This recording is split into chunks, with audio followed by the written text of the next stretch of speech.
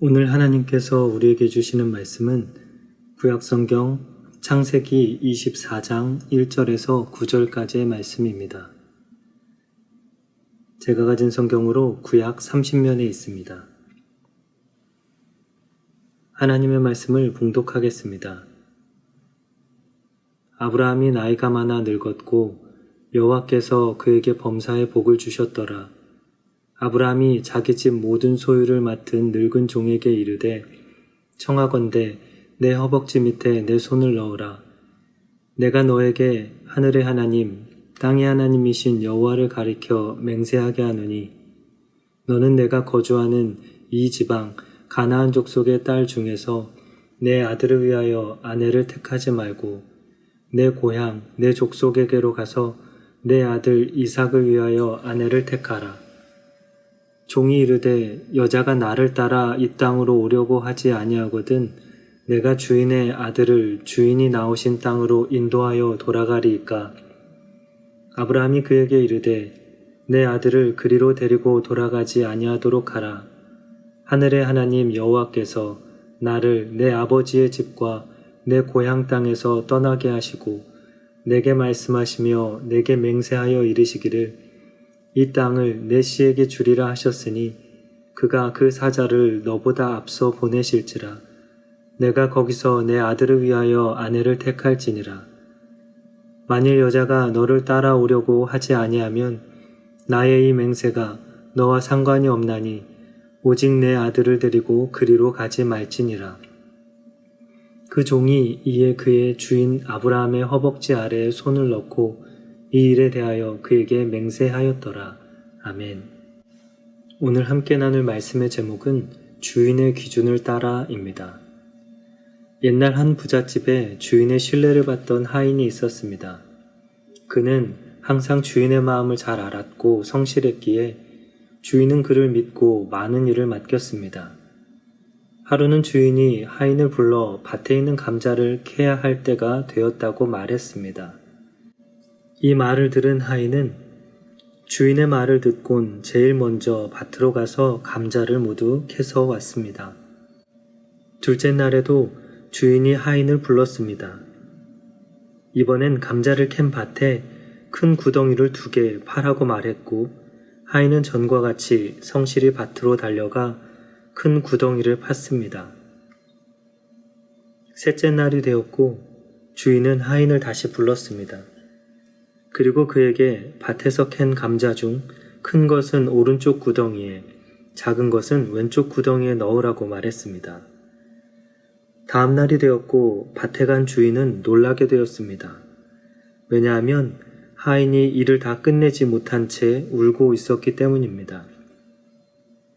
주인은 어찌 된 일인지 묻게 되었고 하인은 감자가 작은 것 같아 왼쪽에 넣으려고 하면 더 작은 감자가 있는 것 같고 감자가 큰 것 같아 오른쪽에 넣으려고 하면 더 큰 감자가 있는 것 같아 구덩이에 감자를 하나도 넣지 못했다고 말했습니다.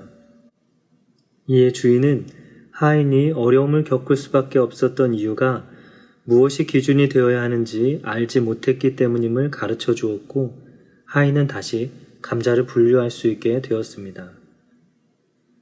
이는 하인과 감자란 이야기입니다. 이 이야기를 통해 우리는 2가지를 생각해 볼 수 있는 것 같습니다. 첫째는 주인은 자기 종을 통해 그의 뜻을 이루고자 한다는 것입니다. 그리고 둘째는 종이 주인의 뜻을 온전히 이루기 위해서는 주인의 생각과 기준을 알고 배워야 한다는 것을 생각해 보게 되었습니다. 오늘 본문 속에도 주인의 기준을 배우며 그 뜻을 이루고자 하는 사람을 만날 수 있습니다. 바로 아브라함의 늙은 종입니다. 늙은이라고 번역된 히브리어 제카는 장로 혹은 어른이란 뜻으로 사용되기도 합니다. 이는 단순히 나이가 많은 종을 의미하지 않습니다. 관록이 붙은 종이란 의미로 다른 종들의 우두머리를 가리킨다고 합니다. 이런 점에서 본문에 언급된 늙은 종은 창세기 15장에 언급되었던 다메섹 사람 엘리에셀이라 생각됩니다.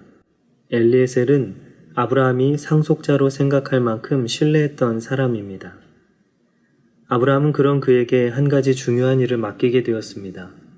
바로 이삭의 아내를 찾는 일이었습니다. 아내 사라를 떠나보내고 자신도 나이가 많아진 상황에서 아브라함에게 남겨진 중요한 일은 이삭의 아내를 찾는 일이었을 것입니다. 아브라함은 엘리에셀에게 가나안 족속의 딸 중에서 아내를 택하지 말고 아브라함의 고향 족속에게로 가서 이삭을 위해 아내를 택하라 말했습니다. 이에 엘리에셀은 만약 그 여인이 따라오지 않는다면 이삭을 그 여자에게로 데려가야 할지 묻게 되었고, 아브라함은 자신을 갈대아인의 우르에서 부르신 하나님의 뜻을 지키기 위해 이삭을 데려가지 말라 말했습니다. 그리고 하나님께서 사자를 엘리에셀보다 앞서 보내실 거라고 말했습니다. 오늘 본문은 이삭의 아내를 찾기 위한 아브라함과 엘리에셀의 맹세, 그리고 이삭의 아내를 찾는 기준에 관한 이야기를 다루고 있습니다. 주인이 종을 통해 그 뜻을 이루고 종은 주인의 기준을 알아야 하듯, 오늘 본문을 통해 오늘 우리를 부르시는 하나님의 부르심과 기준은 무엇인지 함께 살펴보고자 합니다. 아브라함에게 다메섹 사람 엘리에셀은 특별한 종이었습니다. 아브라함은 그를 자신의 상속자로 생각했으며 이제는 자기의 아들 이삭의 아내를 찾는 매우 중요한 일을 맡기고 있기 때문입니다. 환도뼈 언약은 이삭의 아내를 찾는 일의 중요함에 대해 생각해보게 하는 표현입니다. 여기서 환도뼈는 엉덩이부터 연결된 넓적다리를 가리킨다고 합니다. 이는 남성 신체의 한 부분으로 성경은 완곡한 표현으로 환도뼈라고 번역하고 있습니다. 환도뼈에 손을 넣는 맹세는 족장시대의 관습으로 세 가지 의미를 찾을 수 있습니다.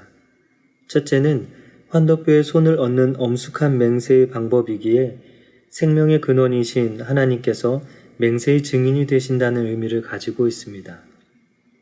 둘째는 자기 몸의 내밀한 부분에 손을 얹는 것을 통해 서로가 친밀한 맹세 관계에 있다는 것을 뜻합니다.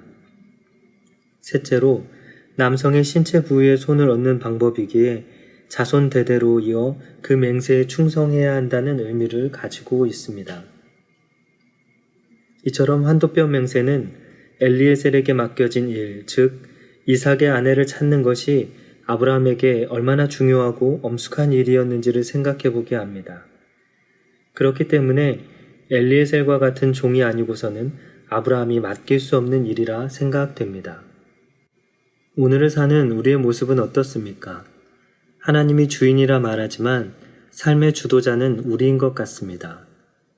하나님이 그 뜻을 이루기 위해 우리를 부르셨다고 말하지만 하나님의 뜻을 이루기보단 자기 삶의 목적을 우선으로 이루길 원하며 살아가고 있는 것 같습니다. 아브라함이 엘리에셀을 부른 이유는 무엇입니까? 이삭의 아내를 구하는 일이었습니다. 하지만 이것은 단지 이삭의 배우자를 찾는 행위로 이해될 수는 없는 것 같습니다. 오히려 7절과 같이 하나님께서 그를 고향 땅에서 떠나게 하시고 그 땅을 내 씨에게 주리라는 하나님을 신뢰하는 것이며 그의 뜻을 이루는 행위로 이해되어야 할 것입니다. 엘리에셀을 부른 아브라함과 같이 하나님은 오늘 우리도 부르셨음을 믿습니다. 그렇다면 무엇을 위해 부르셨을까요? 그것은 바로 하나님을 나타내는 것입니다. 아브라함이 이방 땅에 사는 것으로 이미 많은 사람이 그와 함께 하시는 하나님을 볼 수 있었습니다. 아브라함의 때가 끝나고 이삭을 보며 사람들은 역시 함께 하시는 하나님에 관해 느낄 수 있었습니다. 왜냐하면 1절과 같이 하나님께서 그에게 범사에 모든 것에 복을 주셨기 때문입니다. 성경은 모든 사람에게 구원을 주시는 하나님을 나타내고 있습니다. 그리고 우리는 이것을 위해 부르심을 받은 하나님의 종입니다. 베드로전서 2장 9절의 말씀입니다. 그러나 너희는 택하신 족속이요 왕같은 제사장들이요 거룩한 나라요 그의 소유가 된 백성이니 이는 너희를 어두운 데서 불러내어 그의 기이한 빛에 들어가게 하신 이에 아름다운 덕을 선포하게 하려 하심이라. 아멘. 최근 인플루언서란 단어를 많이 듣게 됩니다. 이는 영향력이 있는 사람을 뜻합니다. 특히 소셜 네트워크에서 다수의 팔로워를 가진 사람들의 경우가 많습니다. 이들은 마치 성공한 사람들의 모습은 이러해야 해 라고 말하듯 자신이 먹는 것, 입는 것, 노는 것, 사용하는 것 등 사진과 영상으로 과시하며 보여줍니다. 그리고 구독자들은 그들이 먹고 입고 사용하는 것을 따라하고 구매하며 그들의 삶을 모방해 갑니다. 이를 통해 그리스도를 믿는 우리는 어떤 존재인지 질문해 보게 됩니다. 우리의 신앙과 믿음을 보며 사람들이 따르고 있는지, 우리가 보여주는 그리스도를 믿는 삶이 진정으로 가치 있으며 많은 이들에게 새로운 삶의 길을 제시해 주는지 돌아보게 됩니다. 하나님은 사랑하는 여러분을 통해 하나님과 하나님의 나라가 나타나고 전해지길 원하십니다. 우리는 하나님을 나타내기 위해 부름받은 하나님의 종임을 기억하는 우리가 되길 소망합니다. 두 번째로 함께 살펴볼 것은 종이 가질 기준에 관해서입니다. 아브라함이 이삭의 아내를 찾기 위해 엘리에셀에게 전한 기준들은 세 가지로 정리될 수 있습니다. 첫째는 가나안 족속의 딸 중에서 아내를 택하지 말라는 것이었습니다. 이는 이방 풍습을 막고 하나님을 향한 신앙의 순수성을 지키기 위한 기준이라 생각됩니다.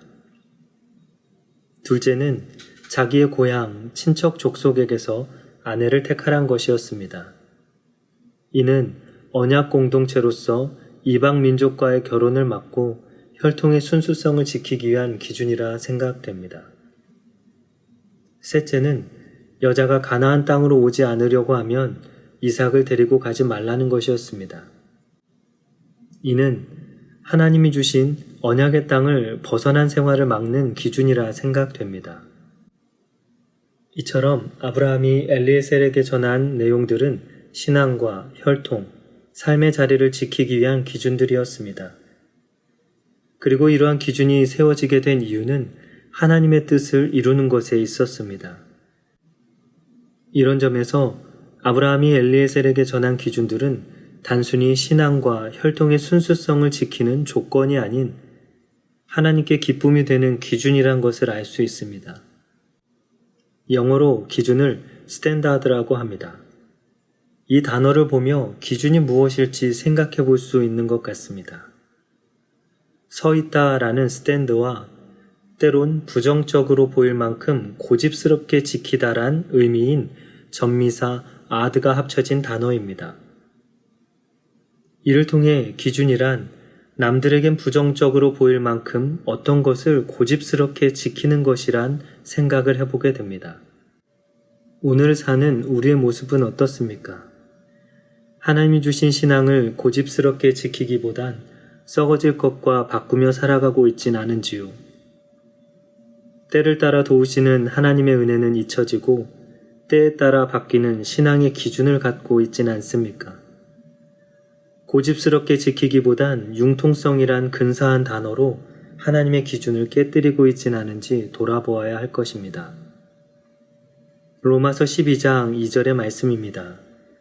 너희는 이 세대를 본받지 말고 오직 마음을 새롭게 함으로 변화를 받아 하나님의 선하시고 기뻐하시고 온전하신 뜻이 무엇인지 분별하도록 하라.